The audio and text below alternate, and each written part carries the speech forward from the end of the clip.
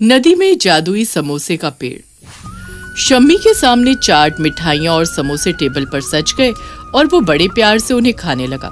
मन ही मन अपनी तकदीर के गुण गाने लगा, मानो उसकी बहुत बड़ी मांगी मन्नत पूरी हो गई थी।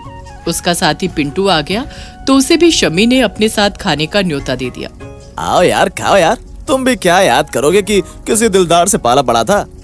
यार शम्मी, तू तो यारों का यार निकला, सच्चा दिलदार निकला, वरना इस पिंटू को पूछता ही कौन है। तो मेरा दोस्त है और दोस्त के लिए तो जान भी हाजिर है। अरे एक समोसा नीचे गिर गया, मैं उठाता हूँ। अरे मैं भी गिर गया। इतने में शम्मी की आंख खुल गई। वो बेचारा सपना देख रहा था। उसने आसपास देखा तो उसकी झोपड़ी में कुछ पड़े हुए खाली बर्तन उसकी गरीबी की दास्तान सुना रहे थे। वो मन ही मन सोचने लगा कि सपना तो सपना ही होता है। पेट भरकर ठीक ठाक खाना मिला नहीं, लेकिन सपने में पकवान और समोसे खाने को मिले। शम्मी सोच ही रहा था कि इतने में पड़ोस वाली काकी उसके घर में आ गई। क्यों रे शम्मी, क्या सोचकर मुंह बना रहा है? अरे उठ, नहा धो, आगे का काम देख। तुझे ही सब कुछ करना पड़ेगा। आज तो मेरे घर में भी अनाज का दाना नहीं बचा। साहूकार इनसे मांगूंगी, शायद मिल जाए। काकी क्या बताऊं, सोच में पड़ गया हूँ। आपने आने में देरी कर दी। क्यों रे, कोई चमत्कार हुआ था क्या? हुआ तो था, पकवान, मिठाई, समोसे, गुलाब जामुन सब कुछ था। पिंटू भी था, आपकी ही कमी थी। सब कुछ खत्म हो गया तब आई।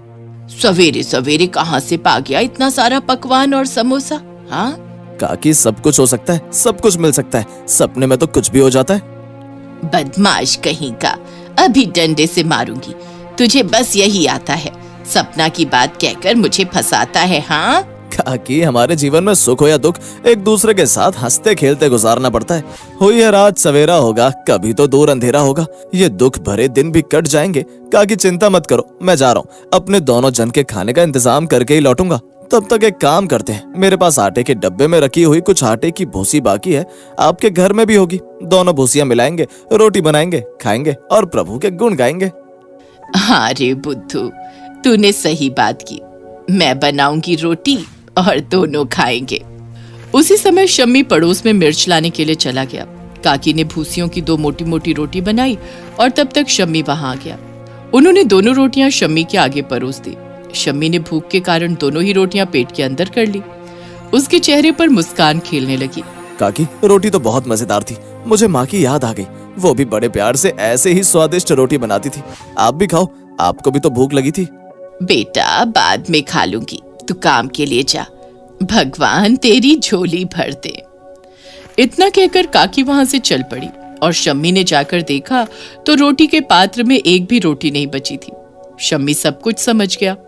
काकी ने उसे बिना बताए दोनों ही रोटियां खिला दी और स्वयं भूखी रह गई। काकी के इस आचरण पर शम्मी की आंखें भर आईं। मैं अपनी काकी को भूखा नहीं रख सकता। मैं अभी निकल रहा हूँ, जल्दी वापस लौटूंगा। वो नहा धोकर तैयार हो गया और काम की तलाश में निकल पड़ा। उसे कोई पक्की नौकरी तो मिली नहीं थी। जब भी जो भी कोई काम मिलता तो वो इनकार नहीं करता था। उस अनाथ का काकी और भगवान के सिवा कोई सहारा भी नहीं था। वो रास्ते से गुजर रहा था तो मिठाई की दुकान से समोसे की खुशबू आकर उसके नाक में समा गई। समोसे को देखा तो उसे सपने की याद आ गई।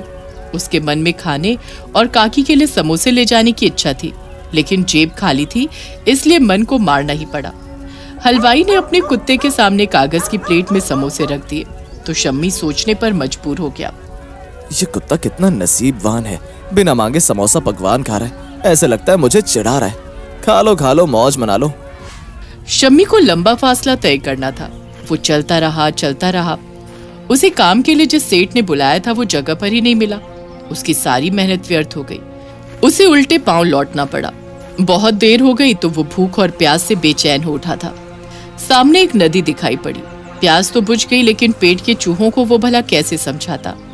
वो तो उसे लगातार परेशान कर रहे थे। वहां खाने जैसी कोई वस्तु नजर नहीं आ रही थी। बेचारे की भूख बढ़ती जा रही थी। वो थक हार कर एक जगह बैठ गया। मुझे एक बार खाने के बाद अब इतनी भूख लगी है तो बेचारी काकी को कितनी भूख लगी होगी। उन्होंने कुछ खाया भी होगा या नहीं। हे भगवान, उन्हें कुछ खिला देना। चाहे आप मुझे शाम का मत खिलाना, लेकिन उनका पेट भर देना।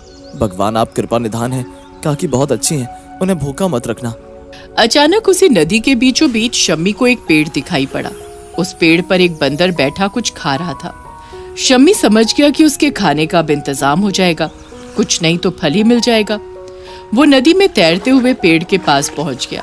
पेड़ पर से एक फल नीचे गिरा तो वो खुशी से झूम उठा।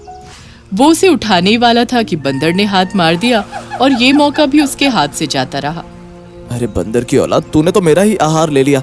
खैर कोई बात नहीं, अब मुझे ही बंदर बनना पड़ेगा, पेड़ पर चढ़ना पड़ेगा। हे भगवान, मैं हूँ बड़ा परेशान, दे दो मुझे खाने का सामान। शम्मी बड़ी फुर्ती से पेड़ पर चढ़ गया और इधर उधर नजर दौड़ाने लगा और अचानक मुस्कुराने लगा।